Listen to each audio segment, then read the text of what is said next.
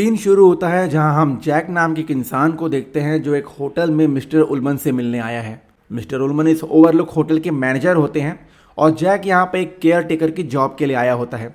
दोनों बातचीत करते हैं। बातचीत के दौरान मैनेजर बताते हैं कि होटल मई से अक्टूबर तक ही खुला रहता है, बाकी के महीनों में यहाँ सिर्फ बर्फ़ पड़ती है, इसलिए उन दिनों यहाँ कोई आता जाता नहीं है। तो जैक को केवल उन बंद दिनों में जब यहाँ पे मंदी होती है उसी टाइम इस होटल का ख्याल रखना है। और जैक के लिए ये ऑफ़र काफ़ी ज़्यादा अच्छा था क्योंकि करंट में वो एक स्ट्रगलिंग राइटर है। पास्ट में जैक एक टीचर का काम करता था और एक राइटिंग के लिए उसे अपने करियर को बनाने के लिए एक शांत जगह इस होटल से बेहतर दूसरी मिल ही नहीं सकती थी। इसी बीच में मैनेजर जैक को इस होटल की पास हिस्ट्री के बारे में बताता है, जहाँ इस होटल के केयर टेकर जिसका नाम चार्ल्स ग्रेडी था, उसने आज से 10 साल पहले यानी 1970 में अपनी वाइफ और अपनी 2 बेटियों का मर्डर कर दिया था, वो भी इसी होटल में। उसके बाद उसने खुद भी सुसाइड कर ली थी।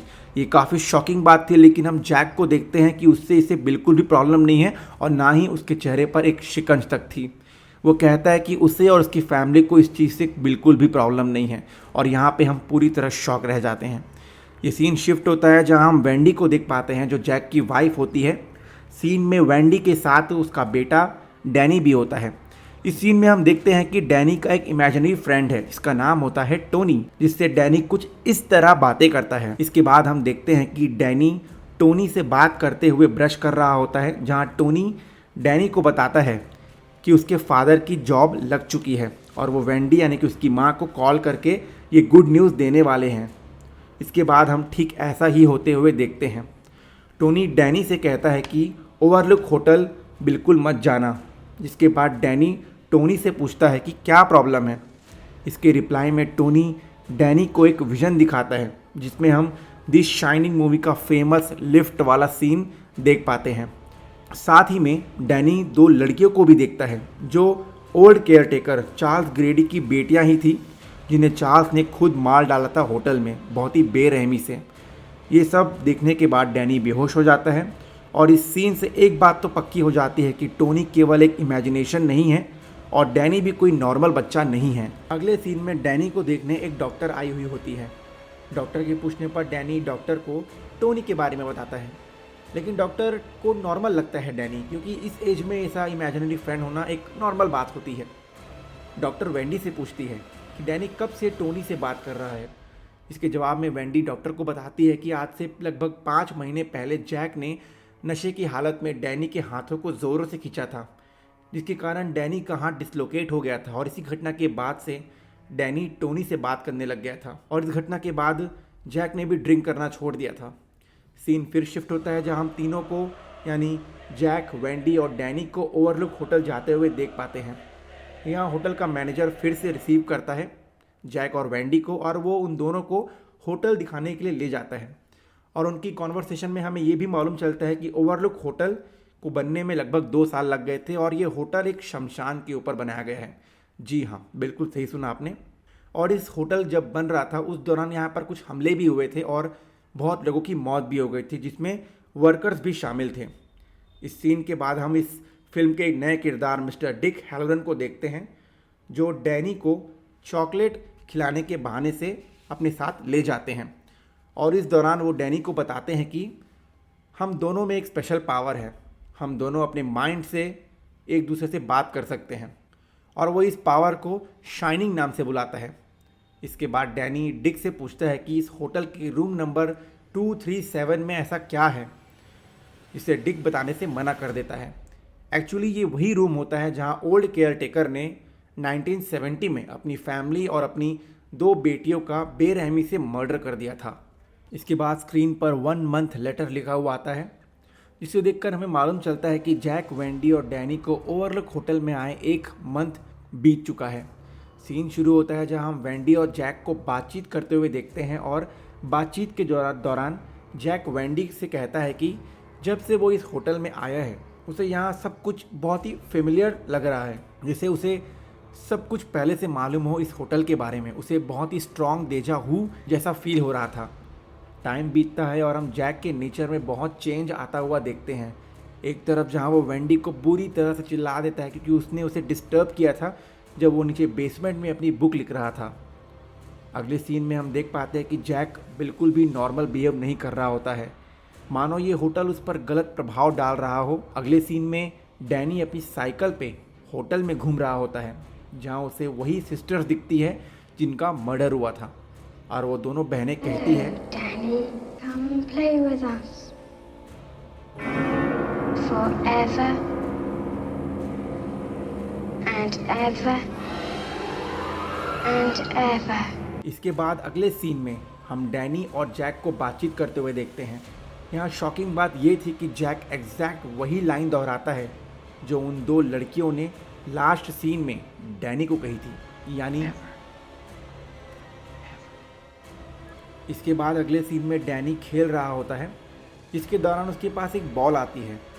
बॉल की डायरेक्शन का पीछा करते हुए डैनी रूम नंबर 237 में चला जाता है, जो ऑलरेडी पता नहीं खुला होता है। अगले सीन में हम देखते हैं कि डैनी को चोट लगी है, जिसे देखकर वेंडी जैक के ऊपर शक करती है और जैक के ऊपर गुस्सा होकर डैनी के साथ वहाँ से चली जाती है। अगले सीन में हम जैक को देखते हैं, जिसको देखकर कोई भी ये बता सकता था कि वो नॉर्मल तो बिल्कुल नहीं है, क्योंकि वो पूरी पागलों वाली हरकतें कर रहा होता है। इसके बाद जैक होटल के बार में जाकर बैठ जाता है, जहाँ अचानक से एक बार टेंडर भी आ जाता है। ये काफ़ी अजीब था, क्योंकि पूरा होटल खाली था, फैमिली के अलावा वहाँ पर कोई भी नहीं था। तो ये अचानक कहाँ से आया? इसका मतलब बहुत ही सिंपल है कि ये जो बार टेंडर है ये कोई रियल ह्यूमन नहीं है, बल्कि एक स्पिरिट है, इस होटल का एक भूत है। इसी बीच वेंडी भागते हुए आती है और जैक को बताती है कि रूम नंबर 237 में किसी ने हमारे बेटे डैनी को मारा है।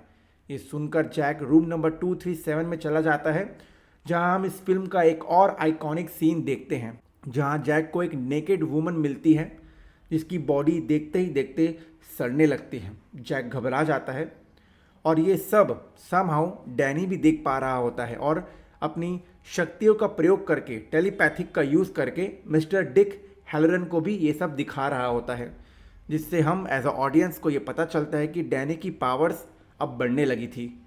इसके बाद मिस्टर डिक हैलोरन डैनी की हेल्प करने के लिए निकल पड़ते हैं।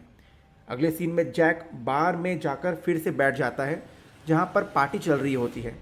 बता दूं कि ये सब एक इल्यूजन है, सब जैक के दिमाग में चल रहा होता है, कुछ भी रियल नहीं है, ना ही ये बारटेंडर, ना ही पार्टी के बाकी मेंबर्स। इसके बाद जैक बाथरूम जाता है, जहाँ उसे वही ओल्ड केयर टेकर चार्ल्स ग्रेडी मिलता है, यानी उसका भूत, जिसने अपनी दोनों बेटियों को, वाइफ को भी मार डाला था। चार्ल्स जैक को बताता है कि उसने ऐसा इसलिए किया था क्योंकि उसके परिवार ने होटल को आग लगाने की कोशिश की थी, इसलिए उसने उनको मारकर उनको सज़ा दी थी। साथ ही वो जैक को भी ये बताता है कि उसका बेटा भी वैसी ही गलती कर रहा है, तो उसे भी अपनी फैमिली को मारना होगा। फिर क्या था, जैक निकल पड़ता है वेंडी और डैनी को मारने। वहीं दूसरी ओर हम देख पाते हैं कि वेंडी डैनी को शांत करा रही होती है, क्योंकि डैनी बार बार रेड रूम शब्द का प्रयोग कर रहा था, कंटिन्यू वो रेड रूम शब्द दोहरा रहा था। इसके बाद वो एक बेसबॉल बैट के साथ नीचे बेसमेंट में जाती है जैक से बात करने के लिए, जहाँ उसे जैक का टाइपराइटर मिलता है, जिसमें जैक ने हज़ारों पन्ने में केवल एक ही बात लिखी थी।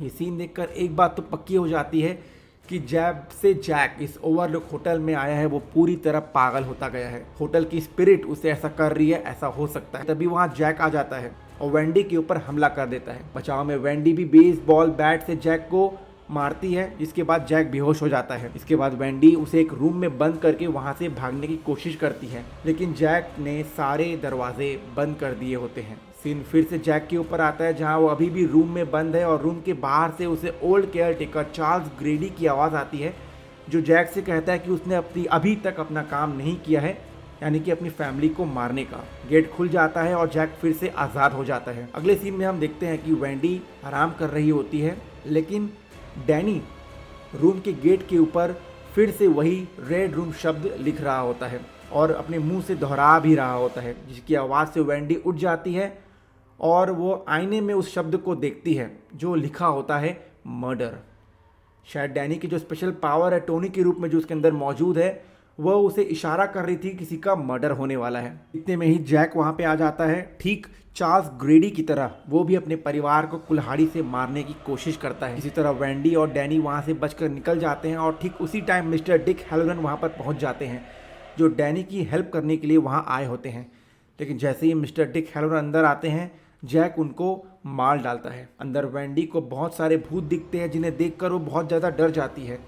जैसे तैसे वो दोनों बाहर आते हैं और मिस्टर डिक हैलोरन जिस गाड़ी से आए होते हैं उसी में बैठकर उस ओवरलुक होटल से भाग जाते हैं। बाहर बर्फ़ में जैक अपने फैमिली को मारने के लिए ढूंढ ही रहा होता है, लेकिन वो उन्हें वहाँ नहीं मिलते हैं और जैक खुद बर्फ़ में जमकर मर जाता है। इसके बाद मूवी का एक लास्ट सीन आता है जो इस मूवी को एक ओपन एंडिंग देता है। दरअसल एंडिंग सीन में कुछ ऐसे फ़ोटोज़ दिखाई जाती हैं जिसमें एक फ़ोटो में हमें जैक की फ़ोटो भी दिखती है। इसके नीचे ईयर लिखा होता है 1921। शॉकिंग बात यह है कि जैक की स्टोरी जो हम इस मूवी में देख रहे हैं वो 1980 की होती है। ओपन एंडिंग का मतलब ये होता है कि इसकी एंडिंग क्लियर नहीं है। इसके मेकर्स ने इसकी एंडिंग को पब्लिक के लिए छोड़ दिया होता है कि पब्लिक इसकी एंडिंग को अपने हिसाब से सोचे, अपनी थ्योरीज बनाए कि एंडिंग में एक्चुअल में हुआ क्या, और यही इस मूवी को सबसे अलग, सबसे हटके, सबसे बड़ी क्लासिक बनाता है। तो अगर आप ये मेरा एक्सप्लेनेशन वीडियो यहाँ तक देख चुके हैं तो सबसे बड़ी बात तो थैंक यू, आपने मेरा ये रिव्यू, मेरा ये एक्सप्लेनेशन वीडियो पूरा देखा। अगर आपको अच्छा लगे तो लाइक, सब्सक्राइब, आप जो सही आप वो कर सकते हैं। ये मूवी डेफिनेटली क्लासिक मूवी है जिसमें हॉरर के सीन्स इतने नहीं है, लेकिन आपको थ्योरीज बहुत सुनने को मिलेगी जिसको आप जानने के बाद इस मूवी को देखेंगे ना तो आपके एक्साइटमेंट का लेवल बहुत ज़्यादा बढ़ने वाला है। तो ये बहुत ही अच्छी मूवी है। होप करता हूँ आपको ये मेरा एक्सप्लेनेशन वीडियो अच्छा लगे हो। मैं नॉर्मल तो रिव्यूज़ करता हूँ, लेकिन मैंने ये दूसरा एक्सप्लेनेशन वीडियो बनाया है, तो होप करता हूँ कि आपको ये अच्छा लगा हो। तो ये वीडियो देखने के लिए बहुत बहुत शुक्रिया। मिलते हैं अगले किसी रिव्यू में या फिर एक्सप्लेनेशन वीडियो में। जब तक आप मेरे बाकी रिव्यूज़ को एंजॉय कर सकते हैं। सो बाय बाय।